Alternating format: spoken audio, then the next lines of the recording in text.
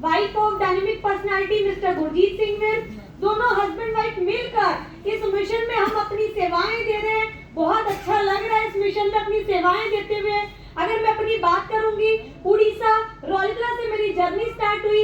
मैं 12वीं पास लड़की हूँ, मैं बहुत ज्यादा पढ़ी लिखी नहीं हूँ, पर आज इस आरसीएम के मंच पे जब भी मैं आती हूँ मुझे बड़ा गर्व महसूस होता है कि पूजा, अगर तू नौकरी मांगने जाएगी ना तो तुझे कोई 10,000 रुपए की नौकरी में भी नहीं रखेगा। मुझे इतनी गारंटी और इतना कॉन्फिडेंस अपने ऊपर। पर ये आरसीएम ही है जो मेरा माँ बाप बन के लाखों रुपए महीने की इनकम हमें दे देता है। दोस्तों,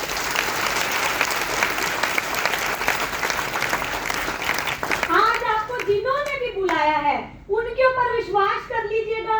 आज शर्मा जी को सुन लीजिएगा, उनकी बातों को सुन के दिल से लगा लीजिएगा और रात को जाकर सोचिएगा, जब इन लोगों की जिंदगी आरसीएम के सिर्फ सामान बदलने से सम्मान मिलता है, प्यार मिलता है, पूरे देश विदेश घूमने का मौका मिलता है, लोगों के दिलों में जगह बनाने का मौका मिलता है, घर, गाड़ी, पैसा, बच्चों की अच्छी एजुकेशन, यानी जो भी आपका सपना है वो आरसीएम पूरा कर सकता है।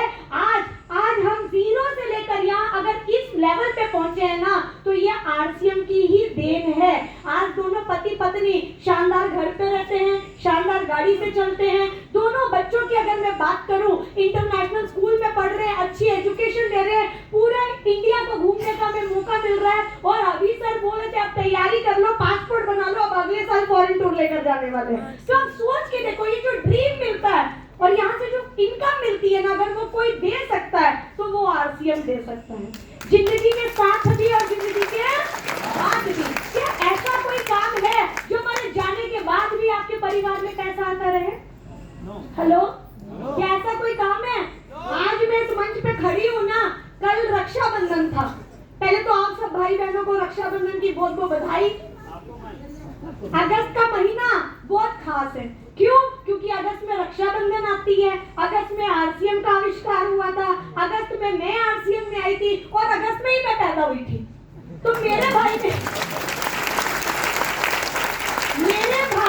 मुझे अगस्त के महीने में उसने बोला दो तेरी चीजें, एक बर्थडे एक राखी है, तेरे को मैं ऐसा गिफ्ट दूंगा ना जो पूरी जिंदगी भर तेरे लाइफ में काम आएगा। हम राखी में अपनी बहनों को देते हैं पैसा, कपड़ा, मिठाई, या कोई चलो कहीं थोड़ा बहुत घुमा फिरा के आते, आ जाओ यही गोल्डन टेम्पल मत्था टेका या शिमला घूम लेते हैं। मतलब वो गिफ्ट देते हैं जो थोड़े टाइम के लिए तो उसको मजा देगा और उसके बाद वो चीजें उसके लाइफ से खत्म हो जाएगी। कपड़ा पहने की घिसेगा, खत्म हो जाएगा, पैसा खत्म हो जाएगा, वो टाइम जो था वो भी थोड़ा एंजॉय कर लिया मजे की और उसके बाद चलो वो भी टाइम निकल गया। पर आज उसने मुझे एक ऐसा गिफ्ट दिया कि पूजा, मैं तुझे ऐसा गिफ्ट दूंगा और वो गिफ्ट देने के बाद तुझे जिंदगी में किसी गिफ्ट की जरूरत नहीं पड़ेगी। उसने मुझे आरसीएम बिजनेस मेरी झोली में डाला कि आरसीएम कर लिया तो पैसा ही पैसा, आरसीएम कर लिया तो पूरे दुनिया की जो खुशियां हैं वो तेरे कदमों में हो सकती है। तो मेरे भाइयों बहनों, अभी भी देर नहीं हुई है। अपनी बहनों का फॉर्म आज ही जाके आरसीएम का भर देना। अपनी बहन का फॉर्म भरो, अपनी पत्नी का फॉर्म भरो, अपनी बेटी का फॉर्म भरो, क्योंकि जब तक हिंदुस्तान में अगर हम महिलाओं को आगे बढ़ाने का बीड़ा नहीं लेंगे तब तक हमारी बहनें आगे नहीं बढ़ पाएंगी। और जो बहनें घर चला सकती है, संसार चला सकती है, एक बच्चे को 9 महीने अपने पेट में अपने गर्भ में रख के वो दर्द को सहकर अगर एक नया जीवन पैदा कर सकती है ना, तो वो आरसीएम की रॉयल्टी और टेक्निकल अचीवर्स भी पैदा कर सकती है। क्या आप मानते हैं? तैयार हैं? तैयार हैं? दोस्तों, भीड़ का बिजनेस है। अगर आपके पास आरसीएम में भीड़ है तो समझ लो रोज आपके जीवन में खीर है। रोज रोज ये भीड़ का बिजनेस है, ये लोगों का बिजनेस है। और कई बार ऐसा हमारे साथ होता था कि हम अकेले मीटिंग में आते थे और जब पीछे मुड़कर देखते थे ना तो हमारा कोई भी टीम का साथी नहीं होता था, पर फिर भी पति पत्नी खूब ताली बजाते थे और बोलते थे जय आरसीएम, एक दिन हम आगे बढ़ेंगे, एक दिन हम टेक्निकल बनेंगे, एक दिन हम ब्रांड बनेंगे। ये सपना लेते थे, पर हमने कभी बहाना नहीं बनाया। ये नहीं सोचा कि आज तो कोई नहीं जा रहा, मैं भी नहीं जाता हूँ। लोग बहाना बनाते हैं मीटिंग ना आने के लिए। जिस दिन आप बहाना बनाने लगे मीटिंग आने के लिए, तो आप उस दिन वो मुकाम पे पहुंचेंगे कि दुनिया आपको मिलने लगेगी कोई ना कोई बहाना बना के। ये आपके जीवन में आएगा, पर तब जब आप आज ठान के जाएंगे कि आरसीएम करना है। आरसीएम को प्यार कर लो दोस्तों, क्योंकि आज का जो दौर चल रहा है, आज नौकरियां नहीं है, कमाइयां नहीं है। और आज इस स्टेज पे मैं कई बार बोल चुकी हूँ कि मेरे जितने भाई है ना, ये आदमी एक काम करके, आज एक नौकरी करके, एक सैलरी पे एक पीढ़ी को भी ठीक से नहीं चला पा रहा। सही है, बुरा मत मानना, पर ये सच। यस और नो? सैलरी आती खत्म, कभी फीस नहीं दे पा रहे, कभी किराया नहीं दे पा रहे, थोड़ी सी तंगी होती है। और जब तंगी होती है ना तो पति पत्नी में भी ढिशुम होती है। यस और नो? क्योंकि आज के टाइम पे बाप बड़ा ना भैया, सबसे बड़ा रुपया। पैसा है तो लोग पूछेंगे साहब कैसा है, और अगर पैसा नहीं तो साला ये ऐसा वैसा। यस और नो? तो आप सोच के देखो, एक आदमी एक नौकरी से, एक सैलरी से एक परिवार को भी नहीं चला पा रहा। अगर आज मेरे जलंधर के सारे भाई बहन, ये सारी बहनें ठान ले, महिलाओं को आगे ले आए, नारी शक्ति को आगे ले आए, और एक नारी अगर ठान लेगी ना आरसीएम करने का, तो वो 7 पीढ़ियों का जुगाड़ करके जा सकती है, 7 पीढ़ियों का। और ये मैं ऐसी नहीं बोल रही, अभी आप हमारे बीच में जो कपल आए ना, शर्मा जी और सुदेश मैम, जब आप सुदेश मैम की कहानी सुनोगे ना तो आप बोलोगे यार मैडम ने ठाना और पीढ़ियों का जुगाड़ कर दिया, सर ने ठाना और पीढ़ियों का जुगाड़ कर दिया। और मेरे परिवार में मेरी मम्मी मुझे इतना मोटिवेशन देती है ना, वो एक ही बार बच्चे को ललकारते नहीं, हट नलायक के इंसान। और मम्मी भी बोलती है शर्मा जी जैसा बनना है, और तब तक नहीं रुकना जब तक शर्मा जी जैसा घर ना बना लो। अब उनका घर ऐसा है क्या, उस घर के अंदर क्या है, वो तो सर ही बताएंगे आग लगाने के लिए, क्योंकि मैं पहले ही आग लगी पड़ी है मेरे अंदर। सर जैसा घर बनाना, ये सपने अगर ये कोई दे सकता है तो वो आरसीएम दे सकता है। सर की कहानी, सर की जुबानी आप लोग सुनना चाहते हैं? इतनी सी यस में तो वो आने वाले नहीं। लुधियाना वाले इतना तेज चिल्ला के उनको फटाफट मजबूरन आना पड़ा, स्टेज तक नहीं आया तो यार ये लोग चिल्ला चिल्ला के स्थिर खा लेंगे हमारा। आपकी तो आवाज ही नहीं निकल रही है। बुला दो? तैयार है? सर को सुनने के लिए तैयार है? फैसला लेकर जाएंगे? तैयारी पक्की है?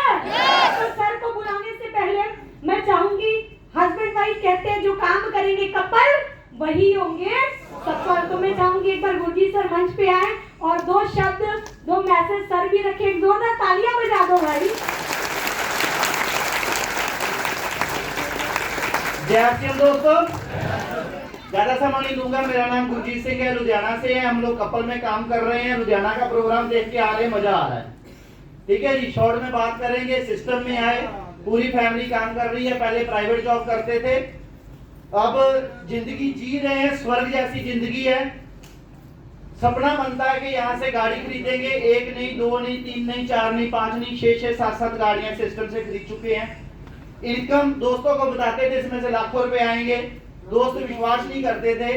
आज हजारों भी आए, लाखों भी आए, लगभग 4 करोड़ से ज्यादा इनकम हम लोग कमा चुके हैं। स्वर्ग जैसी जिंदगी जी रहे साथियों।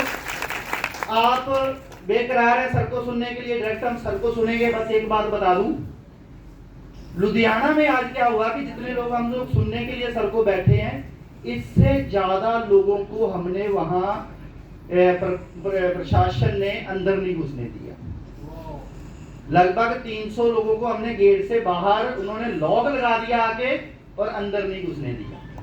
तो मैंने आज एक सपना बनाया। पहले हम सपना बनाते थे कितने लोग अंदर रहेंगे, आज मैंने सपना बनाया है कि एक दिन जलंधर का ऐसा माहौल बनाएंगे कि प्रशासन यहाँ भी लोगों को अंदर रुकने से रोके। बात समझ आ रही है?